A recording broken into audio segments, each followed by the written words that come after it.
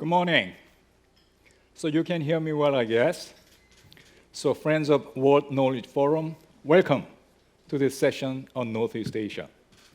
In this session, we are going to discuss about how the rule of power is returning to our part of the world, and how there is upending the conditions for peace and stability in our part, and then how we should be coping with those challenges. So we have three distinguished panelists. So Ambassador Reiterer, my first question goes to you. So the question would be this, which is the last week, on September 3rd, there was big celebration, huge celebration in Beijing. That was 80th anniversary of the Victory Day. And in my mind, the highlight of the whole celebration was the military parade.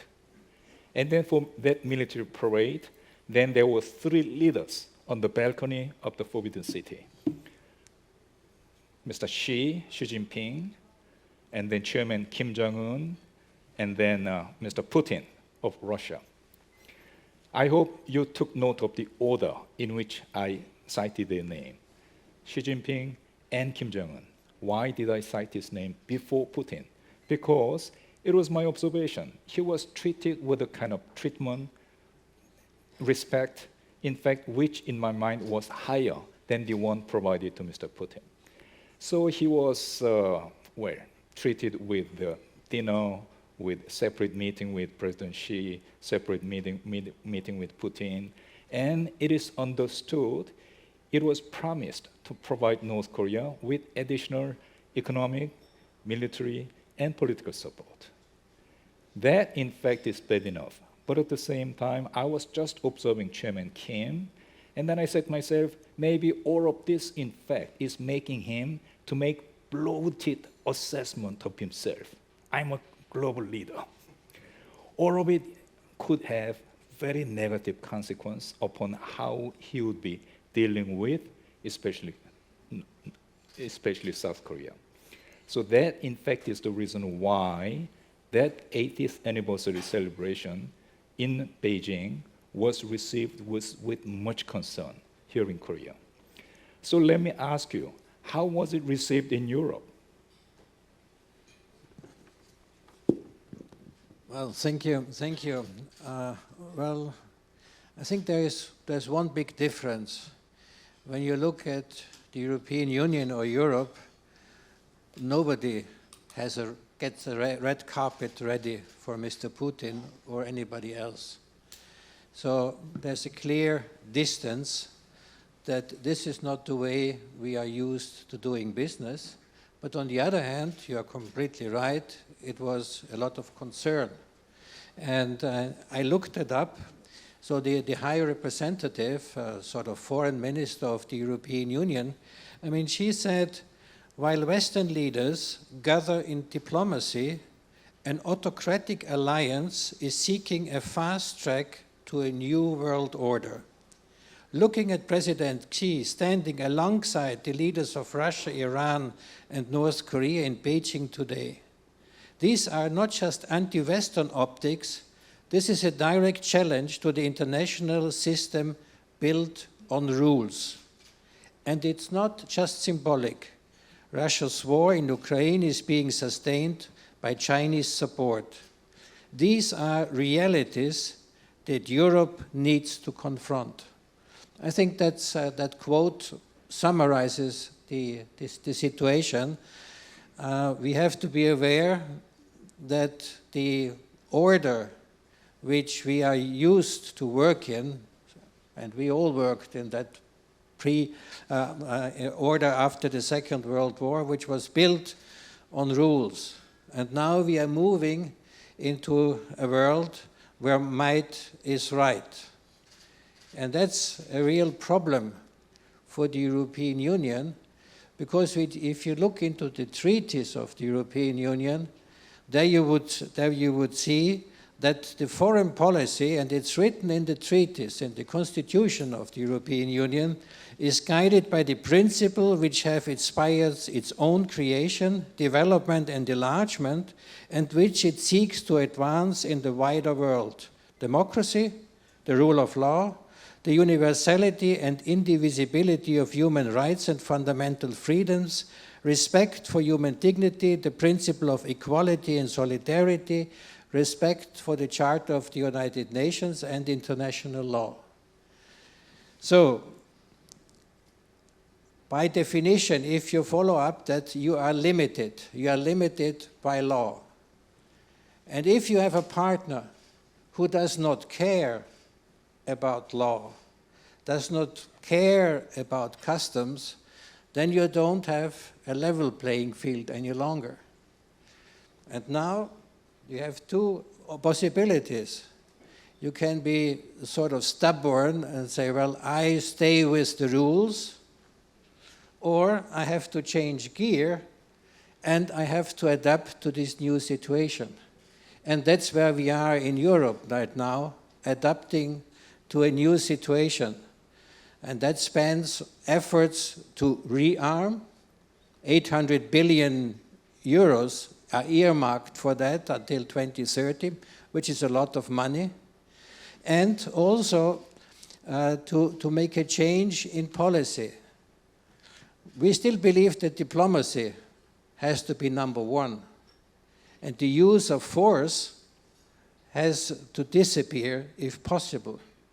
But as we have a war of aggression in Europe, and we have this link between the war in Europe and Asia through North Korea, soldiers and weapons, but also South Korean weapons are in use. So on the battlefield of the Ukraine, you see a confrontation between North and South Korea. And I think that shows us that we are in a completely new ballgame, and we have to adapt to it. And as the High Representative was saying, these are new realities. Thank you. Well, let me move to Suzuki-san. How was this 80th celebration was received in Tokyo? Well, I think the optics of having the Mr. Kim ahead of the Mr. Putin was the success of the Kim Jong-un's strategy of juggling between Russia and China. So since in a couple of years ago, I mean, in last 2 years, the relationship between Russia and North Korea is getting stronger and stronger, which leaves China sidelined to the North Korean control. So basically, the Mr. Xi is going to lose the leverage against North Korea. So I think this is a competition of how to attract the North Korean influences between Russia and China, and China try to regain its superiority against North Korea and try to get the hearts and minds of Mr. Kim. The problem is that the Kim Jong-un is more autonomous. He has more leverage and freedom, so that he would be able to manage the alliance, alliance choices, and then he would take the best out of China and Russia. And this 80th anniversary of parade was one of the symbolic gesture from Mr. Xi Jinping to provide such support and benefits for Mr. Kim. Thank you. Mr. Kim, could you hear from how it was received in Washington, D.C.? As you know, there are a lot of experts in Washington. There's a lot of think tanks, and they're considered as some of them are very smart with current issues. And I'm sure they all have different views, and they have a different, crash with the different ideas of what this, really means. But as a practitioner in my career dealing with North Korea, Chinese, and Russia, my question will be not about those three standing in front and how that was captured in the world. It looks they get along really well, and they seems gonna build huge alliances. my approach will be how long it will last, because that marriage of convenience is a very strange one. And knowing how much Kim Jong-un, as he personally said during our negotiation, how much he just personally don't like China and how much he doesn't trust Russia. Now he has a need to get to, close to them. That's a part of the diplomacy and part of his politics. But my question will be, I don't think it's going to last long. And at some point, when in Kim Jong-un going back to Pyongyang in his train, he said, probably thinking, okay, I accomplished what I came here for. What's the next? I think in his mind, his next step is, how can I leverage this to approach United States? Because end game in North Koreans' mind is that it's only the United States who can help reduce the sanctions and reduce their pressure. And I'm sure this whole event that in his mind, going back to Pyongyang, thinking, how can I take advantage? So we just have to kind of wait and see how this is going to play out. And I believe that at some point there will be some kind of engagement between the United States and North Korea. And at that point, I would like to see how China and Russia is going to react. So. Well, Andrew, I very much hope that you are right in the sense that this, in fact, is not going to last long. And then Kim Jong-un, in fact, would be trying to take advantage of this in order to, establish better relationship with the United States. I very much hope that, in fact, would be the conclusion that Kim Jong-un will be making. But that, of course, is going to be seen, right? But at the same time, as a long-time practitioner, I really appreciate the point you are making. Practitioner's perspective. Thank you so much. Well, Michael, let me get back to you. And then the thing is, the reason why I asked you about this citation is because I really found it very interesting. That foreign minister called it, fast-track approach to establish new international order to take the place of liberal international order, right? That, in fact, is something which President Xi Jinping has been doing consistently. And just before Beijing, then there was something called SCO, Shanghai Conference Organization, and no less than 26 world leaders got together in Tianjin.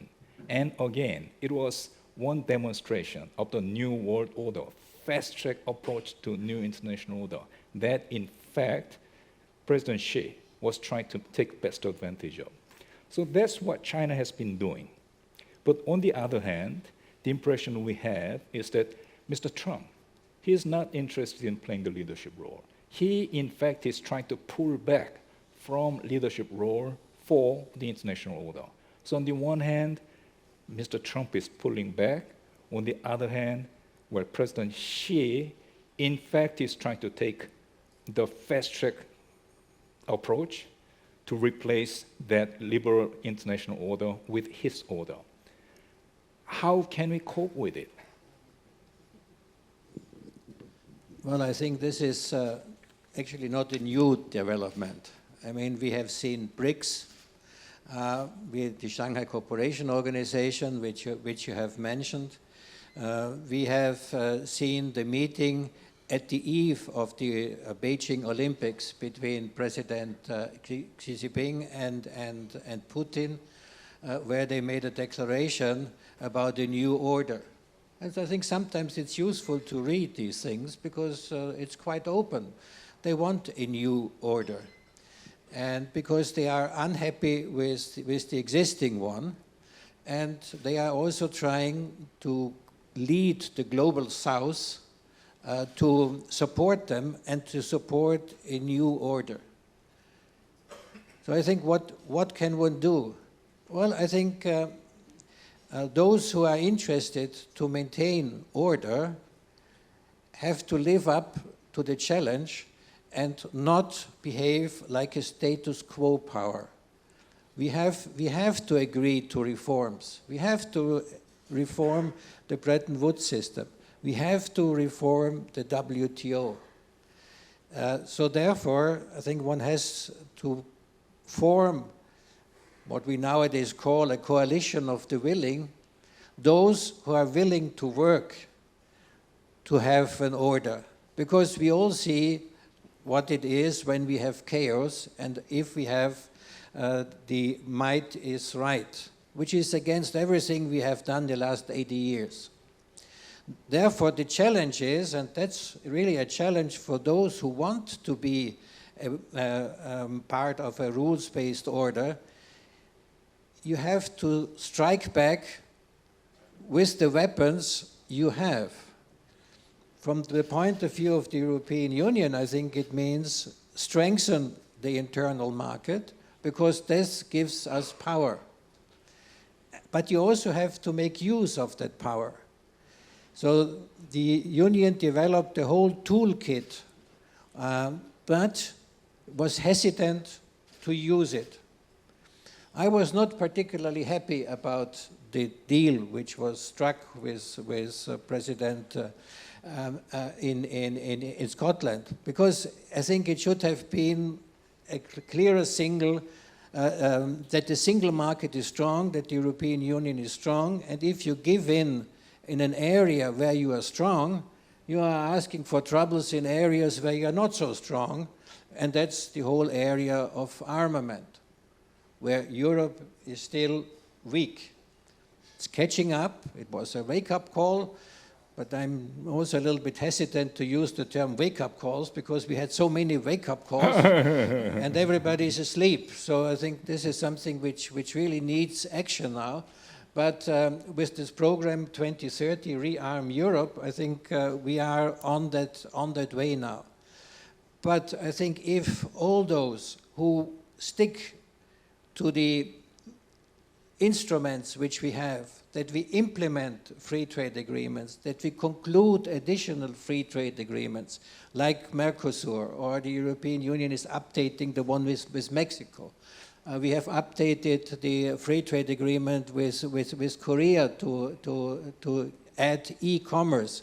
So showing that one can live with rules, I think this is what is in demand now. In order not to give the message to the rest of the world, we give in. Thank you. This humiliation, and Thank nobody you. wants to be humiliated. Right. So Suzuki-san, it is very interesting that Ambassador Reiterer, he just talked about we in fact must take actions. We must strike back with the weapons we have. And then Ambassador Reiterer talked about reform of WTO. But what we are hearing from Washington, D.C. is disconcerting, in the sense that there is USTR Greer, and then he wrote an article to the New York Times just several days after United States and European Union concluded this tariff deal in Turnberry, Scotland. And USTR Greer said, well, United States is throwing away WTO. We are ditching WTO. And then we are deploying Turnberry System. So what is Turnberry System? Turnberry System is bilateralism. Turnberry System is a lot of pressure, power politics. Turnberry System is transactionalism. So this is something quite completely different from the international system we have known. I think that decision or approach of the United States is placing us, that is to say allies of the United States, in a very difficult situation. In the sense, with United States, we have to lead by Turnberry System. However we may call it, we have to lead by Turnberry System. But on the other hand, among all of us, among different allies of the United States, we still go by WTO, right? So in other words, there are two-tier system.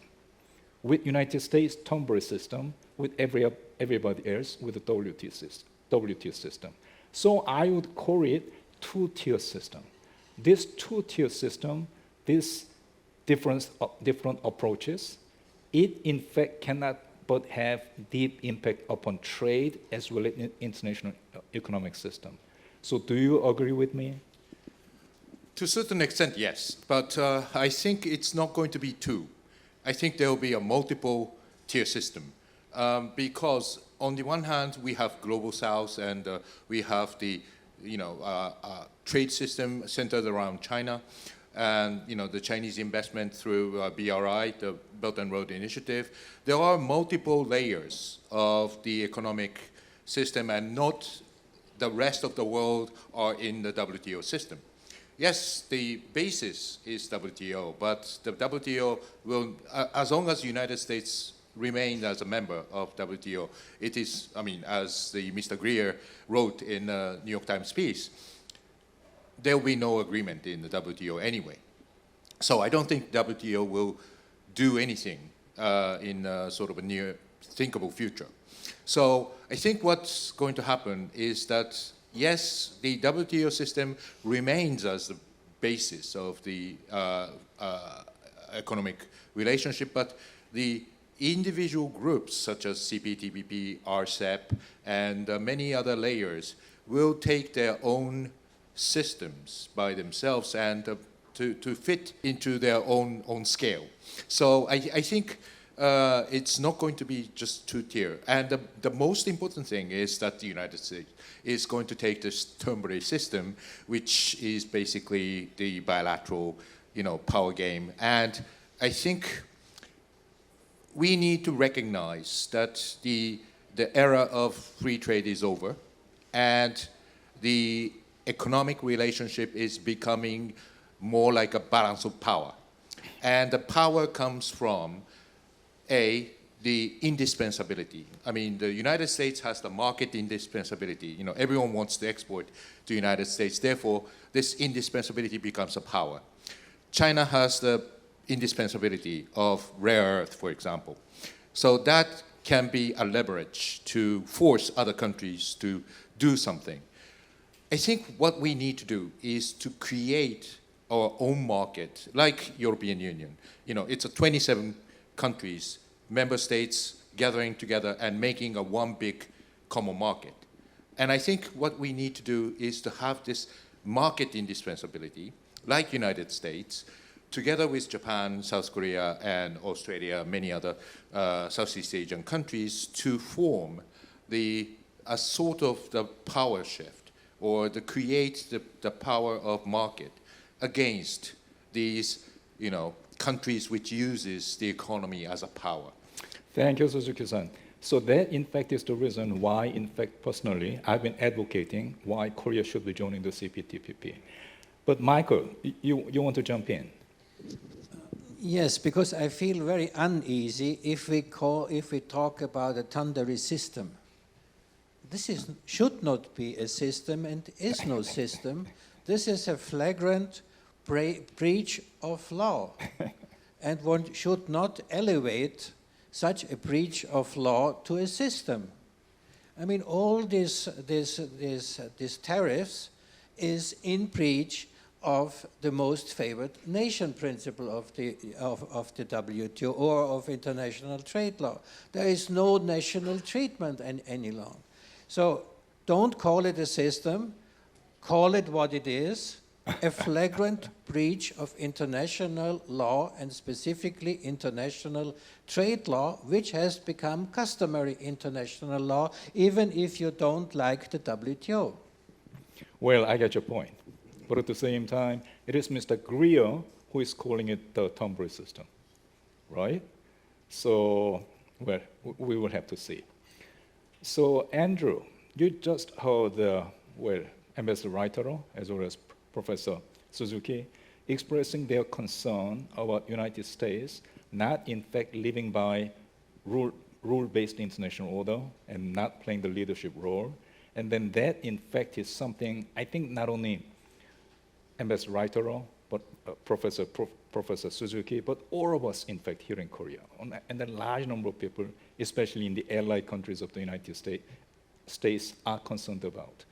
So, in fact, there is a question large number of them are asking themselves, which is that, is it just President Trump, or is it the United States has changed it? So whether there is President Trump or not, that, in fact, giving away of the leadership role for rule-based international order, that in fact is something which is going to stay with the United States.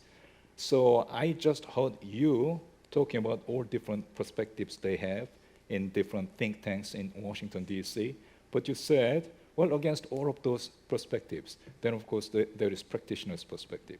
So what is your practitioner's perspective? Because I think even for the United States, leadership of rule-based international order, that in fact has served the interests of the United States for many years, for many decades. So how do you think sustainable that leadership role would be? So before I kind of share my thoughts, I don't think I can really deliver the intellectual level of the thoughts that two gentlemen here mentioned about this topic.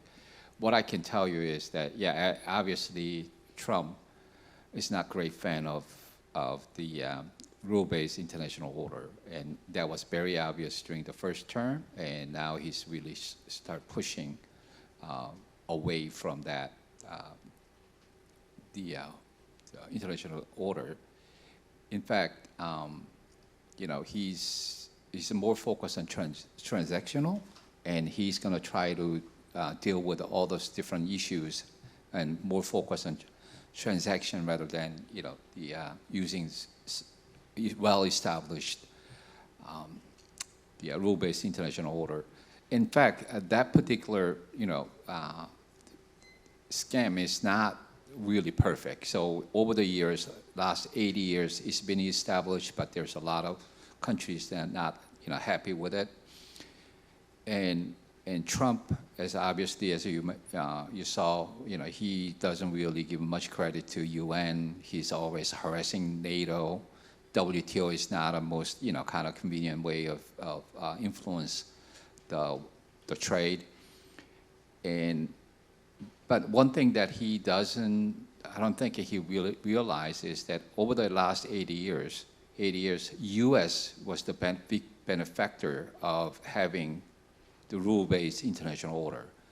We had a UN, we had NPT, Non-Proliferation Treaty, we had a NATO, and whenever U.S. went to a war in Middle East, you have to have allies join you. U.S. cannot fight, right? You have to work with your allies, and without that sort of relationship, you cannot really sort of push your agenda in the world, and U.S. is being a big benefactor of that rule-based international order. Now, the China come up with their own version, and maybe there's 22 countries is maybe amenable to join it, but also China is going to have a hard time to be a leader of the new the international order, because you have to manage and influence a lot of international organizations to bring them into your fold, like World Bank, WTO, and in other organizations that where you can bring all your allies to make a decision on certain issues. And United States been very influential through those kind of organizations. China is ready?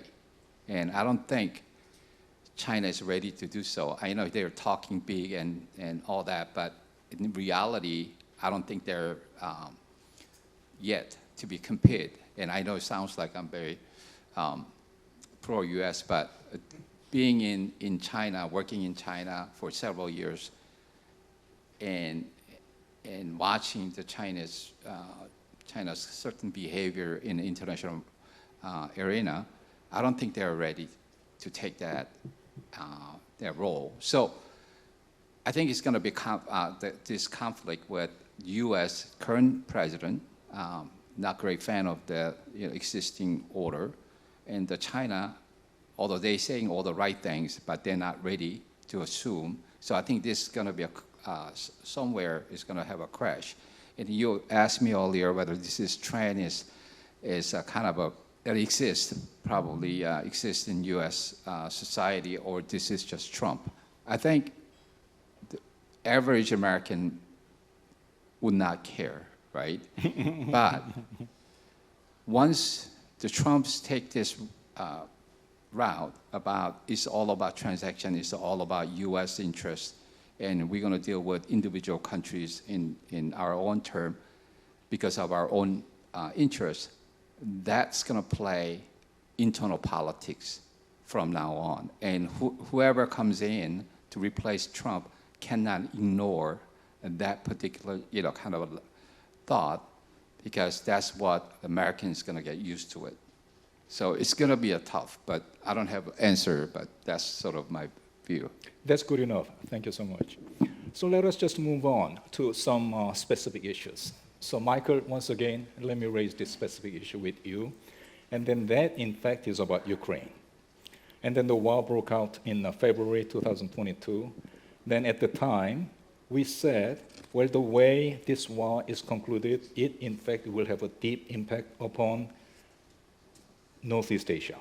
The way China deals with the Chinese Taipei, the way North Korea would be, well, the level of provocation North Korea would be ready to, well, bring in.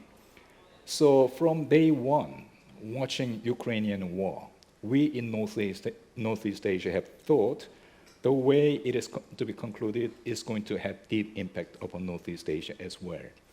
So my question would be this, which is that President Trump, he in fact has making, I think, genuine efforts in order to bring peace to Ukraine. But I think there is one essential element for that peace arrangement, which is guaranteeing security for Ukrainians. And there is an expectation in Ukraine that West Europeans, they in fact will help us with presence of West European troops. That in fact would be a guarantee for our security when we enter into peace agreement with Russia. So, but at the same time, Russia is in fact vigorously opposed to that view of stationing West European troops in Ukraine. So how shall this critical issue play out in the days to come? Well, these are the discussions which are taking place in Europe right now, and I say Europe because this includes the UK, this includes Norway. It's not just an EU issue, it's a European issue, because the European order is at risk, and we have established that order in 1975 with the Helsinki Acts, which was recognized at the time by the Soviet Union and which and was passed on to Russia. With the Ukraine, there is, of course, a deep problem of credibility, because we should not forget that in 1994 there was this Budapest Memorandum where Russia, United States, France, Germany, and China guaranteed the security of the Ukraine if the Ukraine gives the Soviet nuclear weapons on its territory back to Russia as the successor state of the Soviet Union. That's what they did. And did they get this immediate support when they were attacked? Now, the answer is no, but it is the same principal problem if one of the guarantors, Russia, attacks, then the system doesn't work. It's the same like in the P5 in the United Nations Security Council. If one of the P5 is a party to the conflict, the United Nations Security Council is paralyzed. Now, in Europe, there is thinking to put together a coalition of the willing and to move troops as close as possible to the Ukraine or into the Ukraine. And that's still open. Yes, Mr. Putin is opposed, but can you tell me anything where he's not opposed to? I think if we take everything on face value, what we hear from Russia right now, that's not justified, and that's not part of a negotiating process. And it's rather disturbing if one party is offering things which were not even demanded. I mean, we all know how negotiations take place. So one has to pursue the goal, and that's security guarantee, a credible security guarantee. And I think there, Korea or the Korean Peninsula comes in very often. There is talk about freezing the conflict like here on the Korean Peninsula. There is no peace treaty here, but you lived with it now for decades. So is that a solution which is also possible for the Ukraine? I fear it will go a little bit into this direction because it allows to stabilize a situation without the euro recognizing that territory has been ceded de facto to Russia. Because this is important also for face saving, because you cannot push the Ukrainians to defend the country and many thousands die, and then you say that was good for nothing. So continuing financial support, continuing support with armaments, and putting together a credible force where I think France and the UK also as nuclear powers have to play a role. And I think, and at the end of the day, even this administration might understand that this is not just a European conflict, but it's a conflict of principle. And that if there is a clear winner, the aggressor Putin, then everybody is losing, including the United States. But I think there you have Michael, a job to explain that to Mr. Trump. So, Michael, when you said this administration, I understood you meant administration of the United States. Yes. Thank you. All right. Suzuki-san, well, last week, I think it must have been a very busy week in Tokyo because September the 3rd, there was the 80th anniversary celebration in Beijing. But at the same time, on September 4th, there were two important progress with respect to this economic arrangement between United States and Japan. On the one hand, there was something called MOU signed on the issue of investment. And then on the same day, President Trump signed an executive order lowering tariff for automobiles, Japanese automobiles, from 25% to 15%, right? So congratulations on the lowering of tariffs from 25% to 15%. But when it comes to that MOU on investment, I, in fact, tried my level best in order to understand what, in fact, is included in that MOU. And then the more I understood about the MOU, the more I was concerned.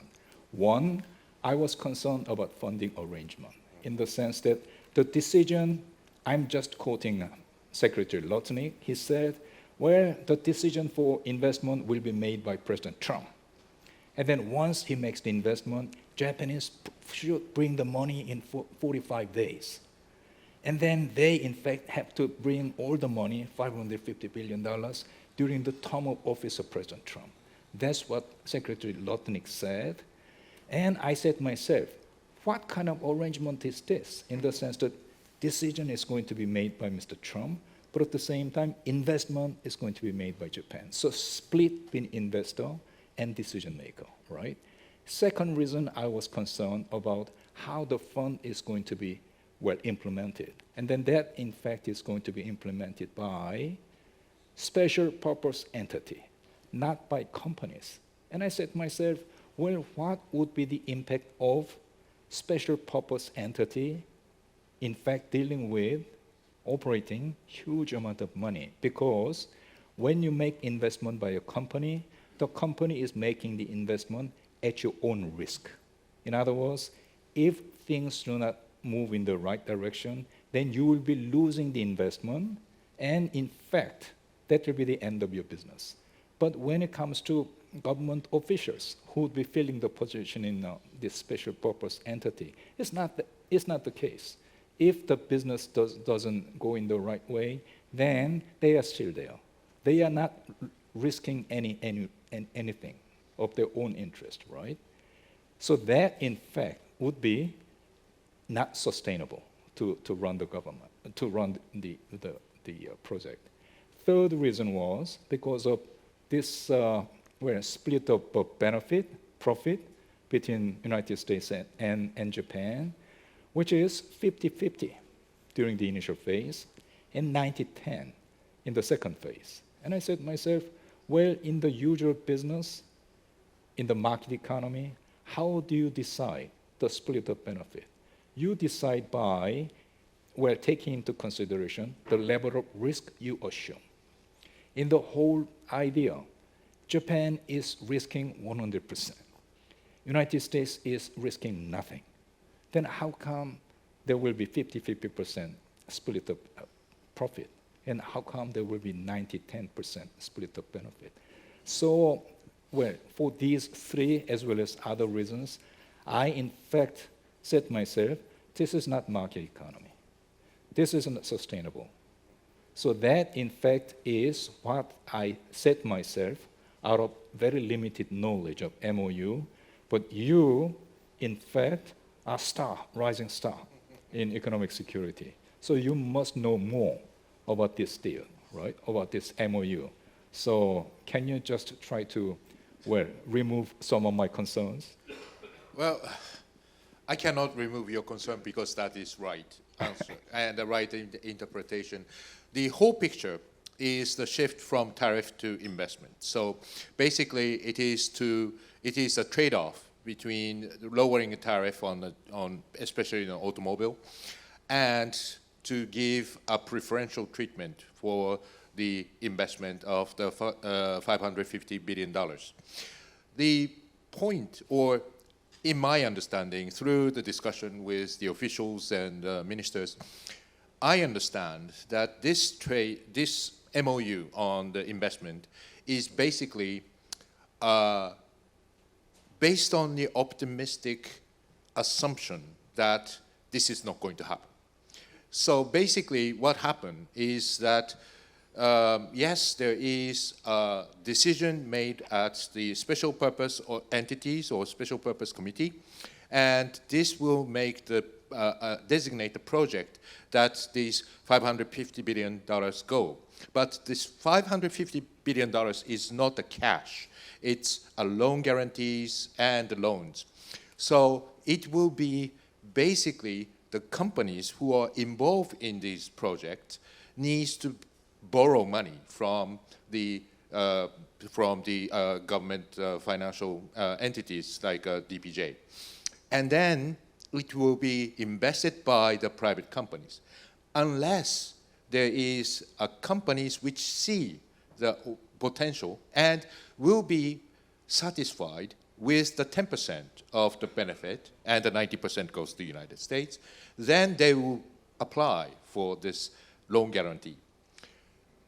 I think it's not going to happen because at the end of the day, the decision will be made by the companies and not, so what the special purpose committee can do is to designate the project. And the United States may have the leverage to put the additional tariff on Japanese government or to any exports to Japan, any imports from Japan. But it is up to the Japanese government's negotiations that these are, yes, there is a decision at the special purpose committee, but we are searching for the individual companies to invest, et cetera, et cetera. So, and at the end of the day, this MOU is only valid until the end of the Trump administration. So it will take 3-4 years for the investment. It may start a small amount of investment in the first place, and then it will take 3-4 years, and then things are gone away because the MOU is no longer valid. So that will be the optimistic understanding. And if we can get the 15% tariff on automobile and trade, then probably this is probably this is a good deal. So that was the understanding. I'm crossing a finger, but that's how the government officials think. Well, Suzuki-san, I very much hope that your optimistic bet would be, in fact, what you are going to experience in the days to come. So thank you so much. Well, Andrew, you in fact have spent your lifetime on watching North Korea, and then on August 25th, President Lee Jae-myung has been to Washington to meet with Mr. Trump. And then President Lee said, well, you are making genuine efforts in order to bring peace to large areas of crisis. And then you, in fact, know best about Chairman Kim Jong-un. So I very much hope that you, in fact, will be meeting with Kim Jong-un and make best use of your knowledge and experience to bring back peace on the Korean Peninsula, to deal with North Korean nuclear issue. That, in fact, has been watched very closely in Seoul, and then there are a large number of people who are concerned where President Trump, in fact, in his haste to resolve this North Korean nuclear issue, could be making, well, in a sense, small-scale deal, in the sense that, well, accepting certain, say, North Korean nuclear weapons, but at the same time agreeing to the presence of the deployment of North Korean, well, intermediate-range missiles in North Korea. So that, in fact, could be removing some of the threats for the United States, but at the same time, increasing the threats even more deeply for South Korean security. So that is a concern. And then you, in fact, have decades of experience behind you. So in order to, well, prevent that kind of development, what would you be recommending to President Trump or to President Lee Jae-myung? Yes, absolutely. Trump, regardless of President Lee Jae-myung's encouragement or not, he's interested in talking to Kim Jong-un for various reasons. The first time when he was focused on North Korea, I personally believe, because I was right next to him when we talk about this, it's not about what's the best for U.S. interest, but it's about his personal accomplishment, where Obama or George Bush haven't done it resolving North Korea issue, so he wants to be the first U.S. president to do so. So it's all about the personal glory. So, and that was unfinished. So he would like to probably tackle at that issue again. However, he learned the lesson that it's going to take a long time. It's not going to be overnight. So he's going to look at what he can accomplish, what he can do to make this, in a short period of time, having significant impact. There's a concern of what people you just mentioned, that he might be making a deal with North Korea in a very hasty way. But first of all, I can say, he should, when he start dealing with North Korea again, he should not give up many leverages that we have. For instance, recently South Korea turned off the speaker in a DMZ to show the North Korea that there is a good, friendly sign in the new government. That speaker is the good leverage for negotiation tool. Why you want to give up before you even getting into a table with a negotiation with North Korea? I would like the Trump don't do those kind of things before we seriously sit down, because we have a lot of things in our pocket that we can start negotiating. And the reason I'm saying that is that North Korea always want action by action approach. We give up one nuclear weapons, you release this sanction. And we give up this one nuclear, the ICBM, then you can have your embassy in Pyongyang.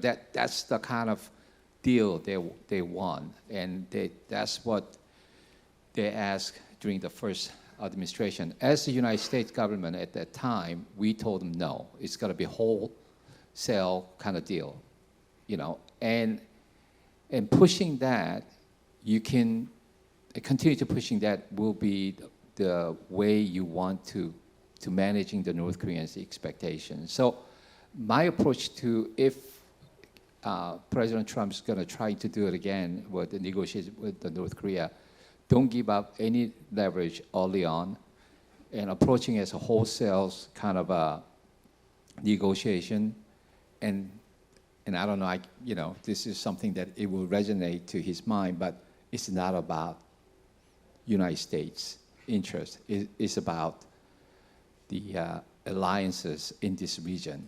And because the countries in this region is the true stakeholder. Thank you, Andrew. Well, I'm just listening to you, and what I think is that you should be going back to work again in the government. That, in fact, would be quite reassuring for a large number of people here in this room. So if you enjoyed what we heard from 3 distinguished panelists, let us just wrap up our discussion with a huge applause for our panelists.